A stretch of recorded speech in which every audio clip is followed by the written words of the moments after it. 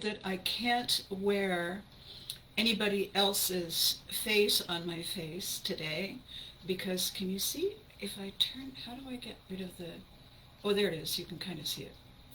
Um, I decided I can't wear anybody else's face today and I can't use any product that, um, you know, like the glove, to suggest that I'm somebody else because I'm battling with this sudden, unprecedented influx of clone stuff. In my entire life, I have never, I have no idea what happened, what caused it, but there we are. I've spent the last 2 days apologizing to people who have received these crazy, stupid messages either on their Facebook or their Instagram pretending to be me. And I reached out to my, I reached out to Billy on the first day for the Facebook thing, and then I thought I'd solved it, and then the next day it kind of blew up in my face and Instagram. So I reached out to my tech whiz Barb, and I said, okay, I have no idea. Help! And she said, oh God, how do you do these things? And I said, I don't know. I'm just learning how to turn the computer on. I'm just working on this video stuff at this point. And so she discovered that we're 4 or 5 cloned Instagram things. So I wanted to start today. Oh, it's only 9:58. I want to make sure that people are here. So I'll start and talk about this thing in more depth. But for you keeners who are here early, bless you. It's really me. Um, and this too shall pass, darlings. This too shall pass. It's the 1st of March. And I thought possibly that February had kind of, done its thing, but I guess it was doing one last kick on its way out. There don't seem to be any new ones today, crossing our fingers and our toes and our eyes. So with any luck, we're okay. All right. Action needed. Too low? Listen, Facebook. I think it's a pretty low that people are allowed to clone me. Too low FPS. All right, here we are. I don't know why things are bonging this morning, but they are. And so just before we get completely started, good morning, everybody. Oh no, it's 9:59. All right, I'm good. Hang on, I'm just gonna hook up the other screen. Okay, so here we go. Here we go. All right, where is it? Where is it? Technology is our friend.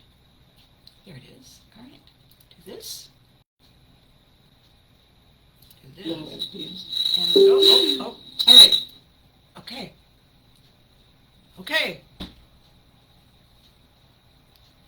Ladies and gentlemen, boys and girls, human beings of all shapes and sizes, you clones, I just thought of what I'm going to do. If I get another one, I'm going to sing Send in the Clones. That'll teach them. Okay, kids, it's 10 o'clock. Here we are. I'm back. And while I have many personalities, I don't have any clones or clowns. So I want to wish everyone a happy 1st of March. I want to congratulate everyone on getting through February more or less unscathed. And I want to apologize to anyone and everyone who may know anyone and everyone if they got messaged by this clone thing that has happened to me. It wasn't that they hacked my account. It wasn't about the password so much.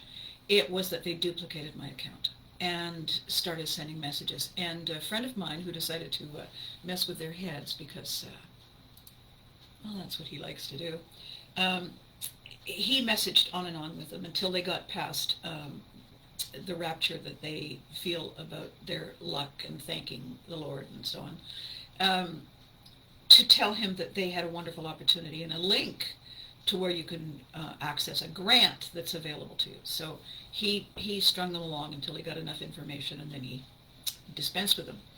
So I apologize.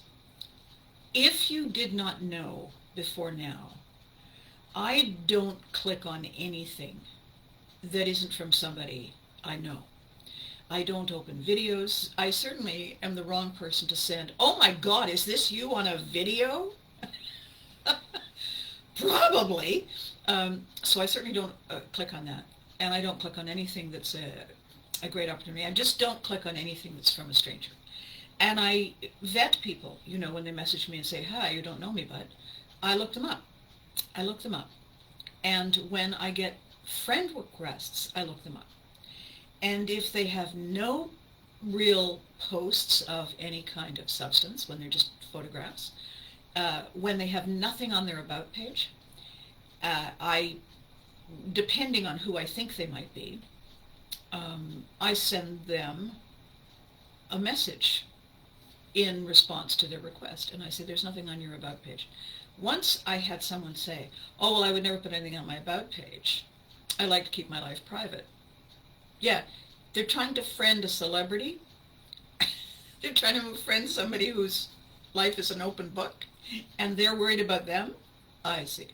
So, as we move forward, as these crazy times are unfolding, we need to pay attention a little more. I was remiss, and Barb is going to help me figure out how to do this double authentication.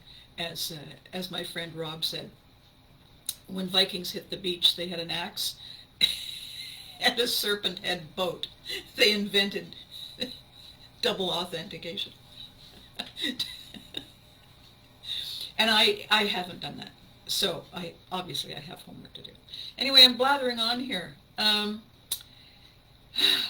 It was so scary and crazy to feel that somebody was stepping into my shoes. And then after a while I began to think, boy, if they think they can just step into my shoes and there's no work involved, wake up call. It's a little crazy. I want to talk to you today about two things, about the pivot direction I've been taking us, because it's exciting. And one of the things that was very exciting yesterday was realizing that when I reached out on, first of all, with Billy, and then when I really needed the big guns who had already been inside my accounts, and I reached out to Barb, I realized that I have these incredible pivot partners. Real ones, not the ones in my head. I mean, I have those, but I have real pivot partners. And I thought, this is what I need to talk about today. First of all, I get to honor them, and I get to thank them for rolling their eyes and saying, "What a dope you are. How are you even allowed to walk outside the house?" And then they kind of walk me through the thing. And I laugh hysterically when I've not been able to figure out how to log into something. And then we fix it. We find out what the problem is, and we fix it. So then I was thinking after that, how lucky I've been throughout my life to have so many pivot partners, people who really have that ability and love the power it gives them. So I want to talk about that today, because just like most of us don't really know how good we already are at pivoting, because we do it all the time and we just don't realize it, we also don't realize who our fabulous pivot partners are until I describe them for you. So, here we go. And then I have two stories afterwards that indicate pivot partners and how they are awesome when they come through. Funny stories. Okay. Pivoting is what we do when we calm down our primitive cave brain that is only doing its best to keep us safe. The challenge is that it's working with ancient data and isn't taking into consideration that we have more than one tribe today. We have more than one set of people to please. And sometimes we need to choose, we need to prioritize. And the cave brain has no idea what that's about. And so when we do things that are high emotion, high panic, fight, freeze, hide, flee, comply, that's cave brain. So you can recognize when you can stop yourself and say, wait a minute, why am I panicking? Panic is a cave brain thing. Okay? So we need the cave brain. We love the cave brain. If the cave brain is controlling something when it shouldn't be, we can tell it everything's safe. Thank you. We're good. Cave brain will relax and stand down, and that will allow our strategic brain to step in. Our strategic brain is, in fancy schmancy talk, it's our prefrontal cortex. It's the part of the brain here that forms basically when we're in our late teens, early 20s. And it gives us perspective. It allows us to comprehend cause and effect. It allows us to consider common sense. It allows us to see the value of thee and me because it's big picture. The other part of our brain that is conscious is the one I call actor brain. And that's our cortex. Actor brain is the one who does the tap dancing. And it can be just thinking about itself because that's what it's doing. It's only looking through its eyes. It's only looking through, Abby is only looking through Abby eyes unless she consciously makes the shift. Cortex brain, actor brain, is thinking about it, the actor. Stage manager brain is thinking about everything going on around the actor. In troubling times like this, it's really important for us to be able to get in touch with our strategic brain. Now, our pivot partners are people who are good at that. Our pivot partners are people who think strategically, like we do, who opt for the big picture, not the narrow, I can't see the forest for my nose, who have the ability to take a couple of steps back when panic descends. They've figured out how to take the deep breath. They step back and say, what's that supposed to be? We have friends like that.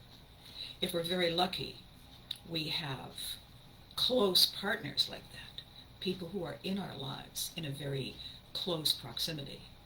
That is a gift from the gods. So I reached out when I had a problem because technology is not my superpower. Technology is a mountain that I have to climb. I can climb it. I have to go get the ropes and I have to go get the things that you stick on your shoes. And I have to go get the megaphone that I can yell help for and with. And then I have to call the people who have the sky hook to lift me off the mountain. All that stuff I have to prep for. Once I'm prepped, I can make my way through. I'm very fortunate to have a couple of people who are just awesome at it. My heads up came about the Facebook and Instagram from Lars Ellingland, who is a Viking in a previous life. He is a filmmaker. He lives in New York State. And I knew it was him, and he knew it was me, because we have Viking code we use on each other. And he alerted me, and he gave me all the details that I need to know. I was so grateful, because he's looking out for me. And he said it was easy to tell that it wasn't Viking Abby, it wasn't the Valkyrie, by the way the person was writing. And he said, people who think they can clone you, especially you, Abby, have no idea what they're getting into. And I took that as a compliment because, well, everything else was going to hell. So after Lars, I reached out to Billy, and after Billy, I reached out to Barb, working my way through the through the pivot partners to get to all the stuff that needed to happen. And what, uh, oh, listen to this. Charles, I got the fake Facebook Messenger request. I looked at it and said, this is...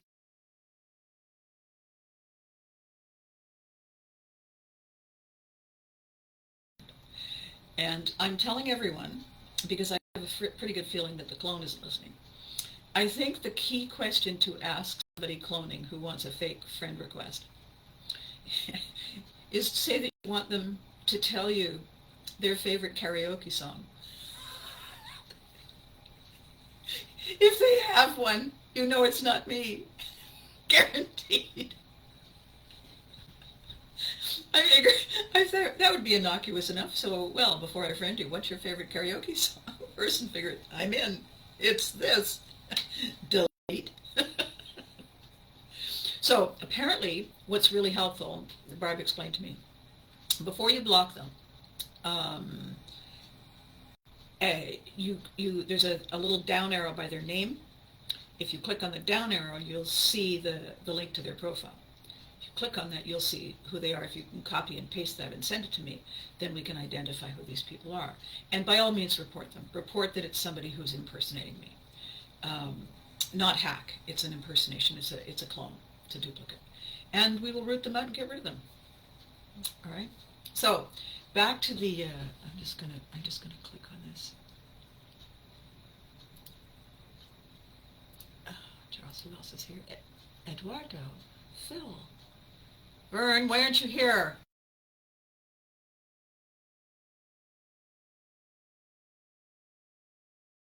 Airplane mode. Vern, if you're not on an airplane, you have no business not seeing the warning. What the hell is this? Okay, so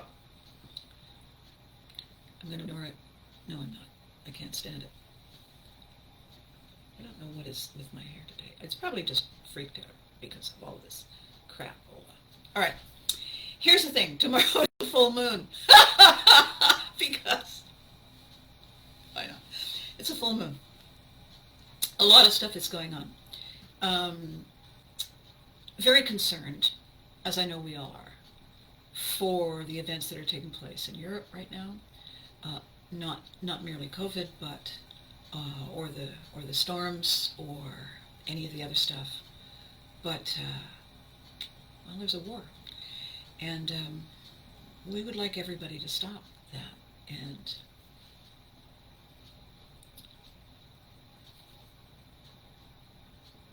make nice instead of make nasty. That's what we would like.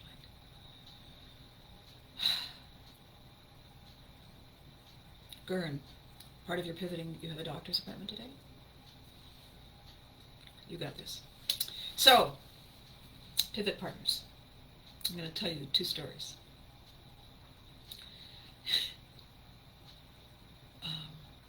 I had an opportunity to do a one-woman show many, many years ago.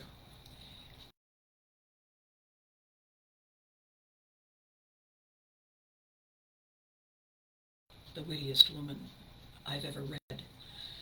You can look her up. She's delicious. And it occurred to me that if I created a one-woman show about her best stuff, her really great stuff, and then I came out on stage as her and just spoke her words, as long as I didn't screw up, people might think I had some of that wit too. So I did. I did that. It took me 3 months to write the show. And I knew some people who were members of a very exclusive private club in Ottawa, and they got me access to use this room that had never had a live performance done in it. They'd had, they had little bands for weddings and whatnot, but there'd never been a stage show. So it was the first. And then I invited all the media to come and see it, because I'm a major loon. Brand new show, and I hadn't shown the script to anybody. Learned it all myself, did the costumes, got the sets, props, everything. Didn't show it to anybody.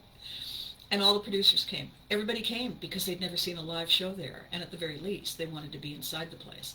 And it was one of those places where you have to wear a tie, and you can't just kind of slum on in, you know. Not a place for shabby chic. So they were all curious, and everybody said yes. So I had to invite a second audience full because I had to set up two shows because everybody said yes. And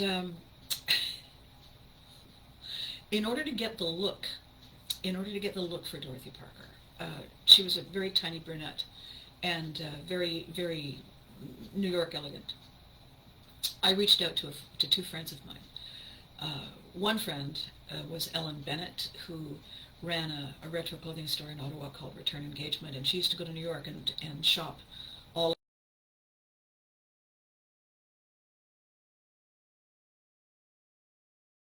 Anybody could find me an outfit that would represent high society in the 1930s.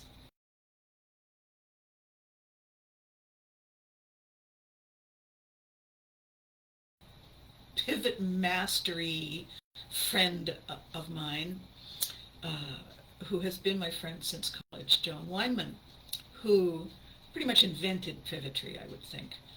And I said, so I need help with this. And she said, okay, so here's what we're going to do. We'll do pictures, and we'll do this, and we'll that, and we'll get a whole branding thing for you. And I said, great. Um, and she said, so don't worry about opening night, because obviously we can just stitch a couple of things together, but we'll do a good portfolio for you, because we need to have you do this show all kinds of places. It's a perfect fit.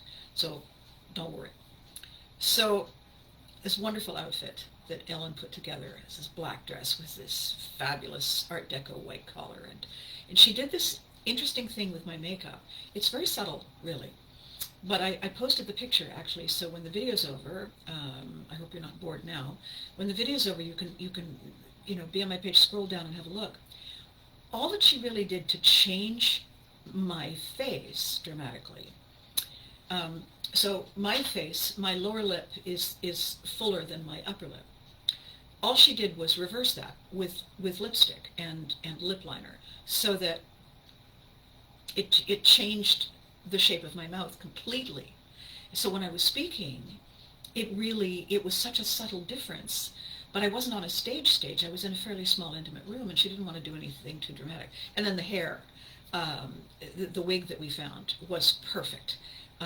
We had it styled so that it was reminiscent of the way Parker looked, but it was more modern. It was this dark black bob, and it just changed everything. So these women had realized things in their lives that a lot of people don't.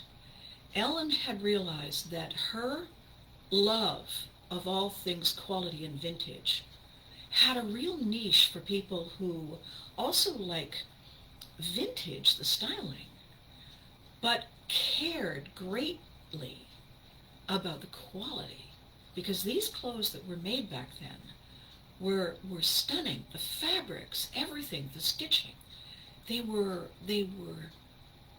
beautiful. They were as well made as a finest seamstress or tailor could make if you spent the big money today. And here she had found them, sourced them, and brought them back, and they were available in her store. So I went there often. And she was an amazing pivot partner, because she understood that if you don't fit into this era, you can own the era that celebrates you. And I loved that about her. She was incredible. The other really cool thing about Ellen is that one day when I strolled by her store, she had changed the wig on the mannequin in the window, and it was a little Orphan Annie wig. I stopped and I said, oh my God, that's the wig for Mom. I had just landed the job at You Can't Do That on Television, and I didn't have the right hair. So we practiced with scarves and whatnot. I walked in and I said, I need that. She said, I can't sell it to you off the mannequin. And I said, okay, here's the idea. Sell it to me off the mannequin. And then I convinced her by talking about shifting myself and my look and everything about me just enough to convince people that I was Abby, not Abby.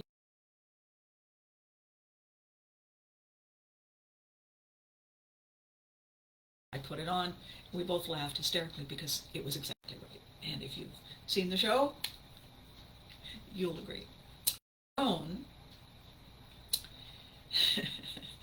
Joan came back for the day that I performed the show, and I was trying to make dinner because I'm out of my mind. On the day I'm going to launch a show, I'm trying to make dinner, and I blew it up. I took it out of the oven, and I put it was a casserole, and I put it up on top of the stove, and I thought, oh, she's going to want coffee. Long drive, want coffee. So I turned the other element on. I turned an element on, and I put the coffee thing. I was using one of those drip Pyrex things at the time. I don't do that anymore. And I left the kitchen. And I was halfway to the door when there was this loud explosion. And I thought, what the hell? And I went back, and I had, in fact, turned on the element that was under the casserole, and the casserole was all over the kitchen, dropping in glops from the ceiling of it.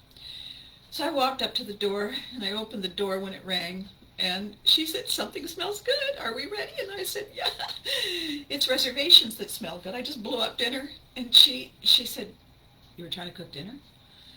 Yeah. She said, okay, you're out of your mind. Come with me, young lady. She took me to dinner. I have no idea what I ate. It was brown. I don't know. I was nervous.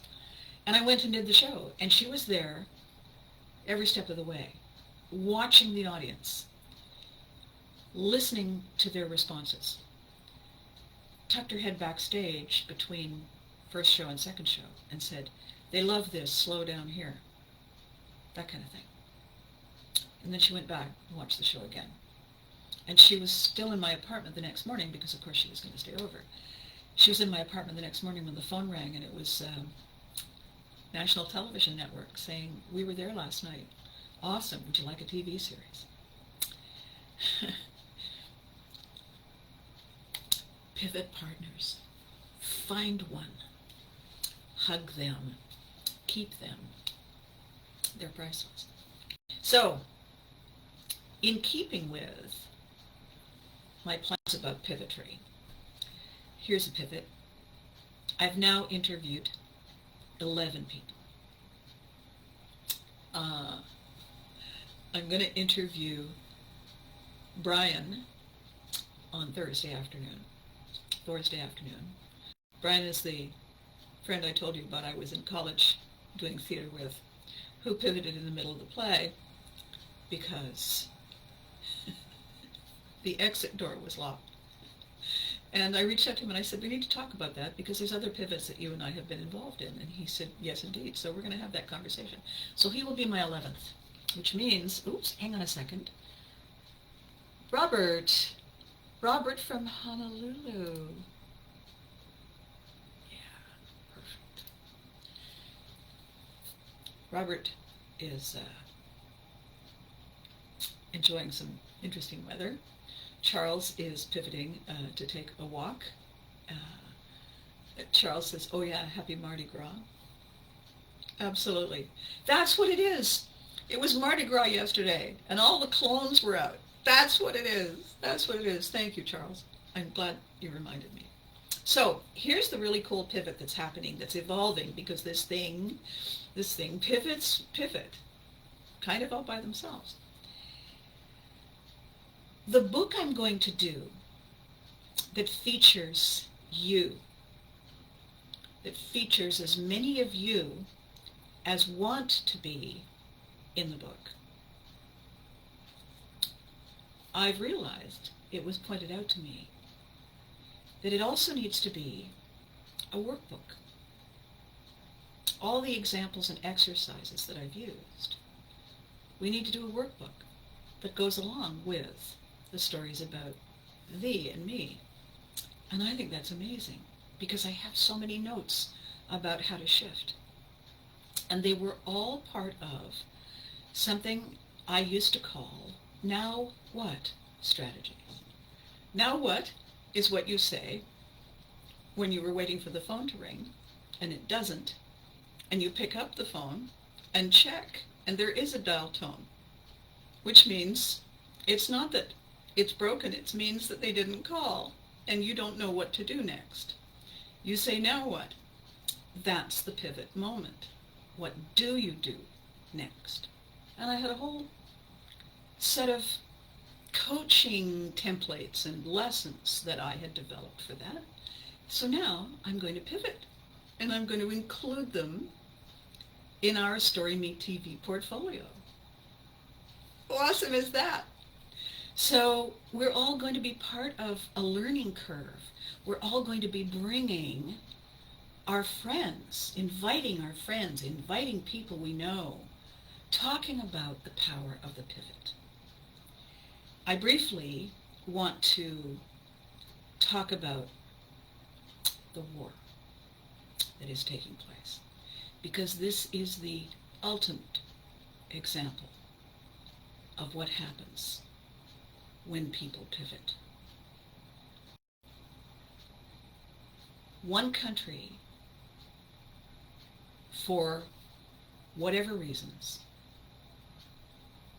attacked another country. And the country under attack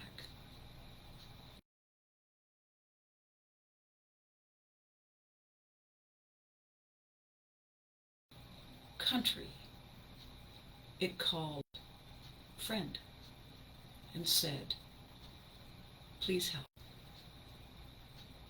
And if you're watching the news,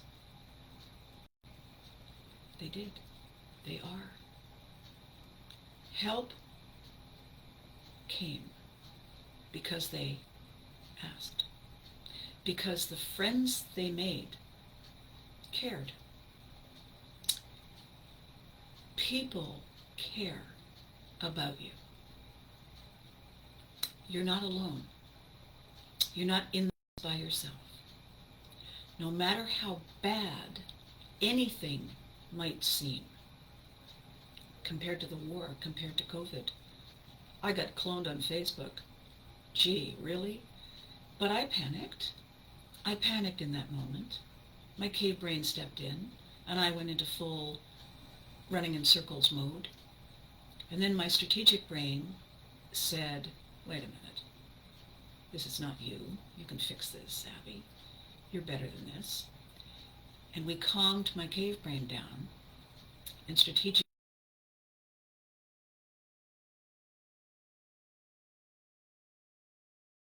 safe again to fix it. So that is my important message to you. You're not alone. None of us is alone. We all have people who care. We all make a difference in people's lives. If we have an issue, it's okay to reach out. We can owe them one and look forward to the day when we can pay them back. So no matter how bad it gets, you're not alone. Please remember that. I'm at my time in a few seconds. I'm going to see if I can actually do this to time today. Wouldn't that be amazing? All right. It's the 1st of March. It's a new month. There's a new moon coming. Change is in the air. Spring is not far away. We will get there. We will make it, you and I. So, I will be back on Thursday with more cool things to share. In the meantime, be good to you.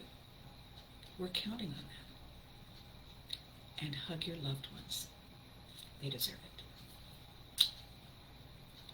Thanks for stopping by. Remember to like and share.